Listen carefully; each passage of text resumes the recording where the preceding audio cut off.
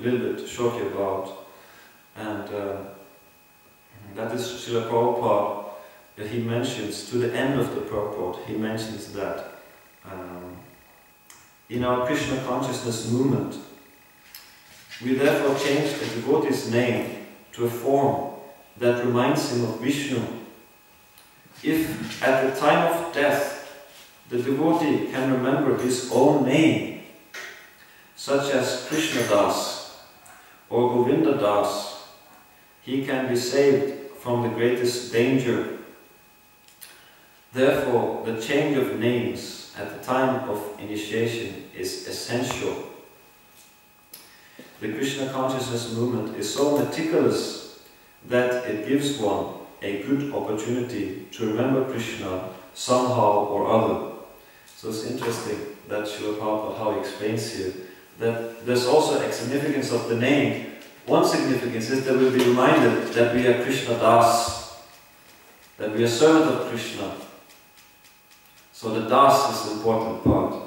But Prabhupada also mentions here that it also has significance that if we get the name, we might also be able to remember our own name at the time of death. So it helps us, because it, in the Bhagavad Gita, isn't it, that Krishna says, whatever one remembers at the time of death, that one surely attains without fail.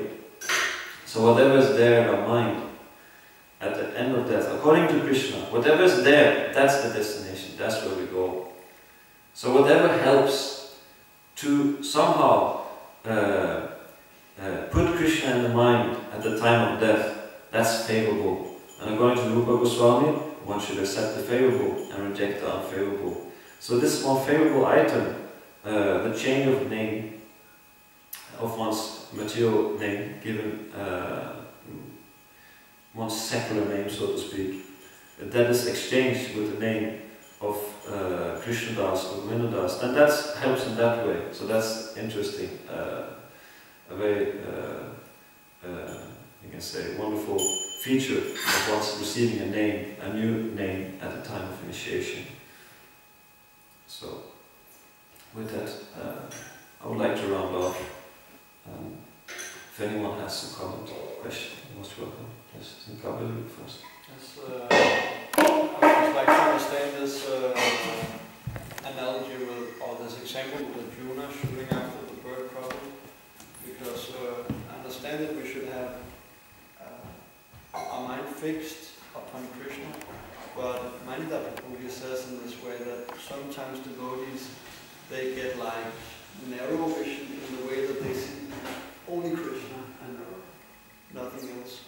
But should we understand one the way that we are more conscious of everything around us, but in relation to Krishna? You see, if you don't see Krishna in everything, you can actually not see Krishna. So it goes together, you see. Because seeing Krishna means always doing that thing that pleases Krishna. You know, so being educated in the science of Krishna consciousness means that you know what pleases Krishna and what does not please Krishna. And you're always able to do that thing in every situation which pleases Krishna.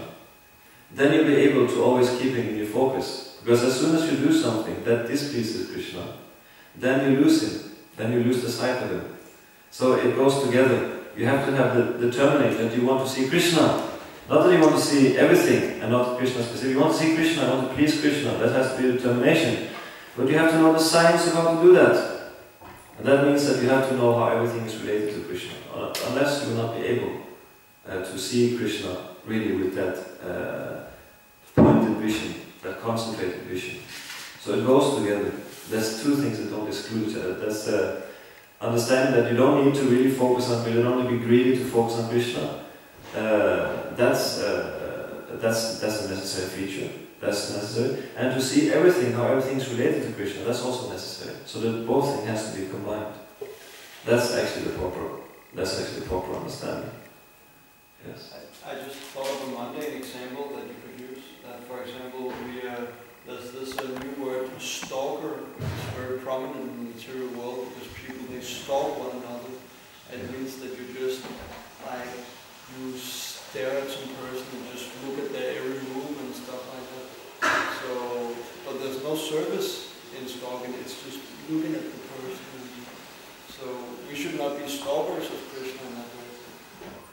Well, when the Krishna, he says, fix one's mind, he says that one should fix one's mind upon him. Yeah. And that can only be done in service. So it's not wrong, it's not, we must understand that it's not something wrong to want to fix one's mind upon Krishna. No, it's just that one only does that. Through service, it's done. That's the point. It can only be done through service, and that's what Krishna he says. That it has to be. We have to always because the point of all service. What's the point of service? Is to please Krishna. That's all. You don't want to know if you're pleasing Krishna with your activities. That's the only thing a devotee wants to know. Am I pleasing Krishna with my activities? Otherwise, it's Shrama Eva Kevalam. So we want to have an idea if we're pleasing Krishna with our activities or not. And because by satisfying Krishna, we know that then we'll be able to always remember him if we satisfy Krishna. If not, then we know what the result is. If we don't satisfy Krishna, we have a material mind which is full of doubts, dissatisfaction, and we only have that. So service, it goes together, and the point of service is to please Krishna. Yes. Yeah, it was. I think your point was so nice because he was just asking them, Dronacharya, what do you see here? And Arjuna understood his mind, his guru's mind. So he said the bird in that situation. So, but we also know that one time Arjuna had to kill Jayadratha, and he was in the other end of all the millions of soldiers. So Arjuna could only reach in the back of all, he had to penetrate millions and millions of people and fight them before he could go to the other end. So at that time he had to see the whole battlefield. So if the Guru asks you for a glass of water, you don't bring him milk. Or if you bring him milk? If the Guru asks a glass of water, then you give him water. So the point, I think what you made is like please Krishna, like through service you have to find out what your spiritual master wants and then aim at that. Yeah, because the verse here mentions it say by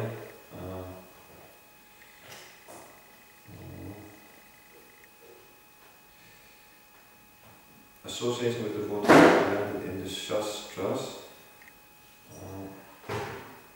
Yes, it comes here. Guru Krishna Prasada Praya Bhakti Lata Vijja.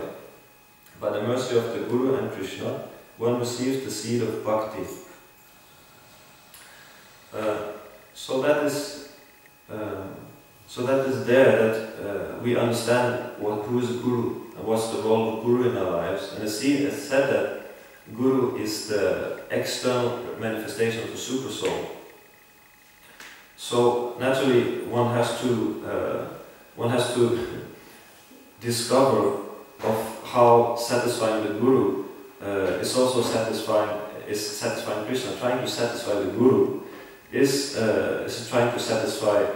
It's directly connected with that attempt to satisfy Krishna. It's not the two things are connected. So that means if you get some instruction, you do that.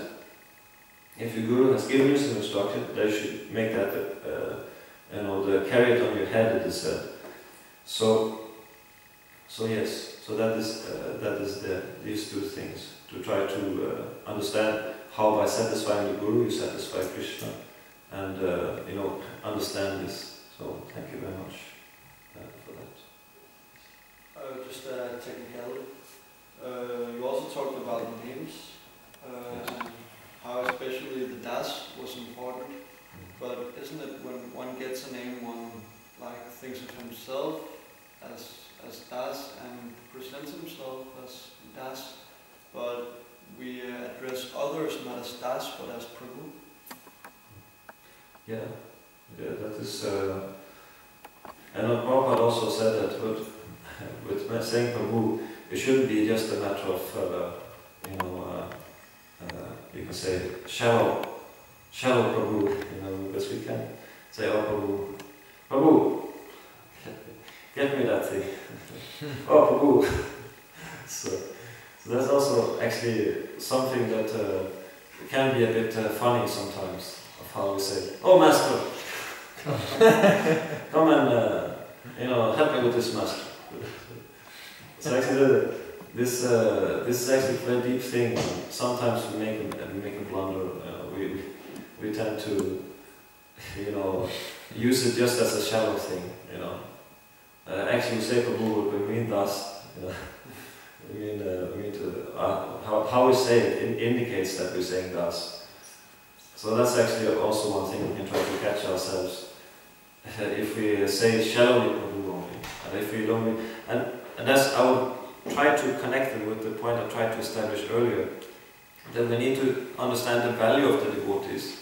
Not only to see how the devotees are valuable to our spiritual life, and only when we can really deeply appreciate a value of a devotee, then we'll take care that we never just neglect or very shallowly treat a person, which is important. We don't shallowly treat a person who's very important to us. Like we don't shallowly treat a guru like that, the person who is selected to be an eternal servant of. We won't shallowly treat such a person, because there's a deep sense of importance and significance of that personality, that person in our lives.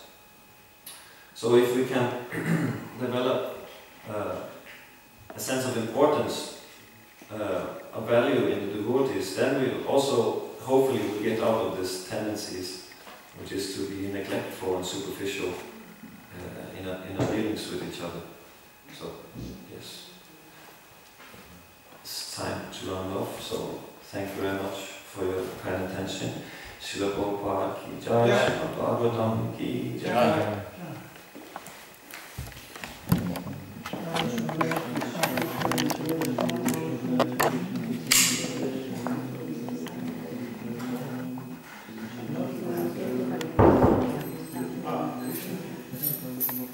Você faz tudo.